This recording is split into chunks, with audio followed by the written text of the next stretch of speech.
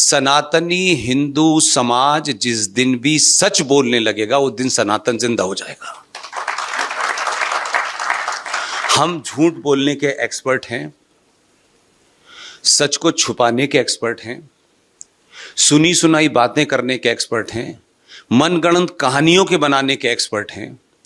और शायद एक लंबे कालखंड में हमको ऐसा लगता है या हमको इस तरीके का बनाया गया है कि हम किसी भी बात को बोलने से पहले 100 बार यह सोचते हैं कि जो हमारे सामने बैठा है पता नहीं वो इस बात का अनुमोदन करेगा कि नहीं करेगा, पता नहीं उसकी सहमति मिलेगी नहीं मिलेगी। वो जब तक हमारी बात को अनुमोदित नहीं करेगा तब तक हम कितनी भी बड़ी बात कहते हैं उसका कोई मतलब नहीं है। सच सच होता है, चाहे दुनिया सब उसके खिलाफ खड़ी हो जाए, उससे कोई फर्क नहीं पड़ता।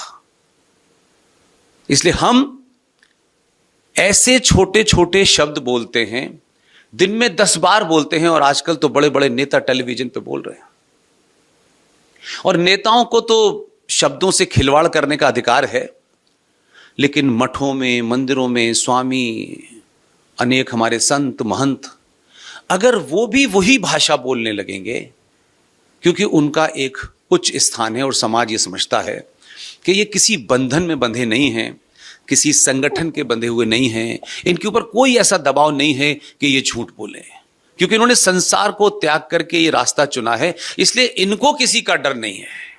हम सब लोगों की कुछ कुछ बाध्यताएं हो सकती हैं कि हम जगह और हालात देख करके कुछ सच बोलें, कुछ कम बोलें, कुछ ज्यादा बोलें, लेकिन आजकल जिन लोगों का यह काम है वो पूरी चरम सीमा पे झूठ बोल रहे हैं।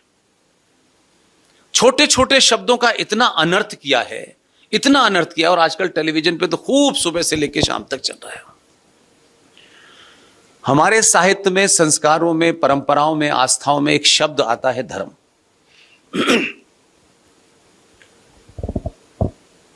और उस धर्म का ऐसा मतलब इस्तेमाल मैंने कभी समझ में नहीं आता कि कैसे हो सकता है ये। तो पहले नेताओं ने झूठ बोला, सारे धर्म बराबर हैं। यह शब्द अपने आप में गलत है। जब आप ये कहते हैं सारे धर्म बराबर हैं, तो धर्म का अर्थ क्या है? कोई किताब नहीं ऐसी मिलती जिसमें हम धर्म का अर्थ जो है पंथ से अपने आप को तुलना करते हो। हमारे साहित्य में धर्म का अर्थ है आपका कर्तव्य क्या है, आपकी ड्यूटी क्या है। एक मां का धर्म क्या है, एक पिता का धर्म क्या है, एक बेटे का धर्म क्या है, एक डॉक्टर का धर्म क्या है, एक फौजी का धर्म क्या है, उसे धर्म कहते हैं। धर्म का अर्थ मजहब और रिलीजन नहीं होता। तो जब हम कहते हैं सारे धर्म बराबर हैं, तो मुझे कभी कभी लगता है कि कीचड़ की नाली की तुलना आप समुद्र से करते हैं। पंथ पैदा होते हैं, कोई 1400 साल पहले, कोई 3000 साल पहले, कोई 2000 साल पहले, और ये पंथ पैदा होते रहे हैं। पंथ पैदा होने की भी डेट है, और उस पंथ के कोई पैगंबर हैं, कोई ईशु हैं, उनके पैदा होने की भी डेट है और उनके जाने की भी डेट है कि नहीं है? हर मजहब के देख लीजिए, चाहे कोई भी हो। कोई 1400 साल पहले हुए थे, 632 में वो चले गए, फिर 2000 साल पहले चले गए। एक वो सूली पर लटके उनकी मम्मी का अभी तक पता नहीं चला है। तो ये सब आए गए चले गए। लेकिन सनातन की जब हम शब्द इस्तेमाल करते हैं, सनातन कोई पंथ नहीं है। सनातन इस सृष्टि जब से ये अपनी उत्पत्ति में आई होगी तब से सनातन है, और जब तक ये ब्रह्मांड रहेगा तब तक सनातन है। इसलिए सनातन कोई किताब नहीं है, कोई पूजा पद्धति नहीं है।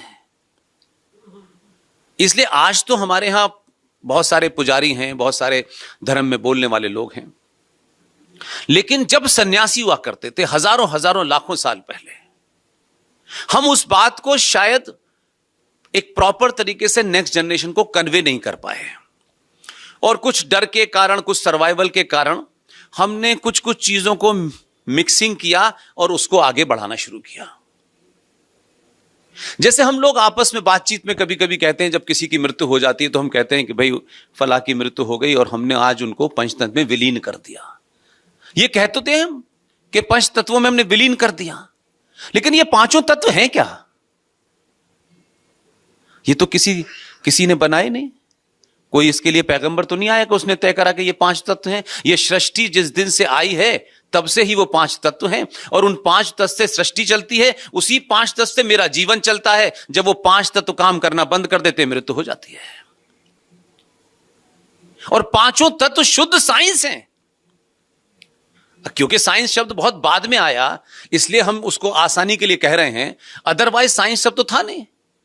और आज हमसे दुनिया कह रही है कि साहब साइंटिफिक टेम्पर होना चाहिए। हमारी तो पैदाइश से लेके अंतिम संस्कार तक शुद्ध साइंस है।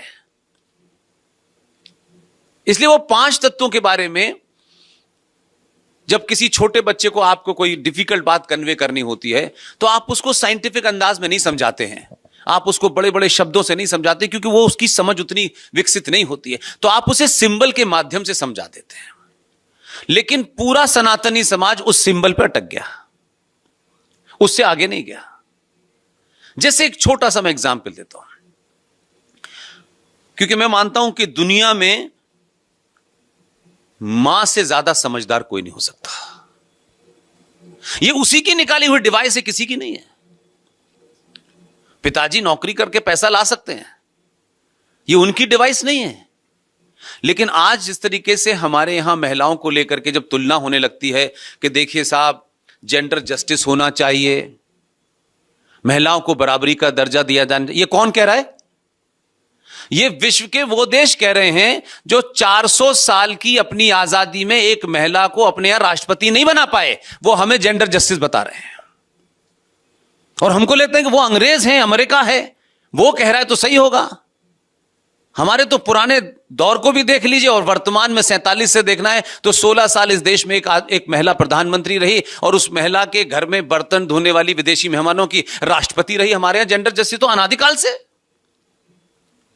हमारी कौन सी ऐसी पूजा होती है जिसमें महिला को पहला दर्जा न दिया जाए? लेकिन क्योंकि वेस्ट कह रहा है तो हमें वेस्ट की तरह सोचना चाहिए। और वेस्ट में जेंडर जस्टिस है, कहां जस्टिस है? उनके यहां तो वोट का अधिकार नहीं था। कोई 1000 साल नहीं, 100 साल पहले वोट का अधिकार मिला है। हमारे यहां सोचा ही नहीं जा सकता कि महिला को वोट का अधिकार हम देंगे, वो अधिकार उसका उतना ही है।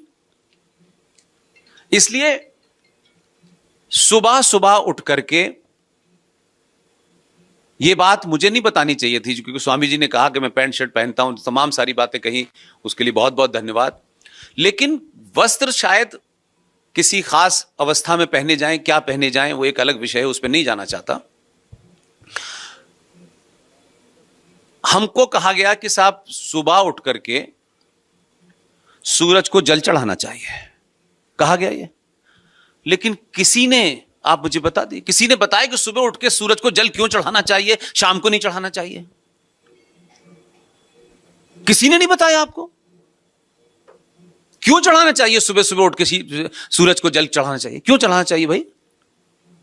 और वो जो 5 तत्व हैं वो हो सकता है उस वक्त के ऋषि मुनि को पता हो, लेकिन वो कन्वे नहीं कर पाया, क्यों? हमारी मानसिक अवस्था नहीं थी कि वो हमको साइंटिफिकली समझा पाता। इसलिए उसने समय के हिसाब से कि कभी 100 साल, 200 साल, 500 साल, 1000 साल के बाद लोग इसको उस तर्क पे समझेंगे जो वो करना चाहता था। उस वक्त शायद हम नहीं विकसित थे कि वो हमको इतना क्वालिटी समझा पाता। उसने सारी चीजों को सिंबल से जोड़ दिया और हमने सिंबल को पकड़ लिया है, हमने उस तत्व को अभी भी नहीं पकड़ा हमने। तो सुबह उठ करके सूरज को जल इसलिए चढ़ाना चाहिए कि जो पूरा पर्यावरण है, जो रात भर कार्बन डाइऑक्साइड देता है, और जब सुबह सुबह वही पेड़ जैसे ही सूरज की किरण निकलती है वो पूरा का पूरा पर्यावरण और ऑक्सीजन देना शुरू कर देता है। और उस वक्त जब सूरज की किरण निकलती है और ऑक्सीजन से टकराती है, और आप जब सूरज की तरफ देखते हैं और जब जल चढ़ाते हैं, आंखें खोल के, आंखें बंद करके कोई जल नहीं चढ़ता है। हमारे यहां लोग नीचे करके जल चढ़ाते हैं, उस धार की तरफ देखना होता है। आपकी आंखें दोनों उस पानी से भेजती हुई सूरज की तरफ होती हैं, और उस सूरज से जो किरणें निकलती हैं वो पानी एक जगह आती हैं और आपके यहां पे लगती हैं। तो जो अग्नि आपको पूरे दिन के लिए, शरीर के लिए चाहिए होती है, वो सुबह सुबह चार्ज हो जाती है। इसलिए देना चाहिए, 12 बजे नहीं देना चाहिए। और उन 5 तत्वों में फिर कहा गया वायु। आज हमारे यहां क्लाइमेट चेंज की हजारों दुकानें खुली हुई हैं, विश्व में करोड़ों रुपया इस पर खर्च हो रहा है क्लाइमेट चेंज के ऊपर। पर्यावरण मिनिस्ट्री भी हमारे यहां बनी हुई है। लेकिन वो ऋषि मुनि हजारों हजारों साल पहले जानता था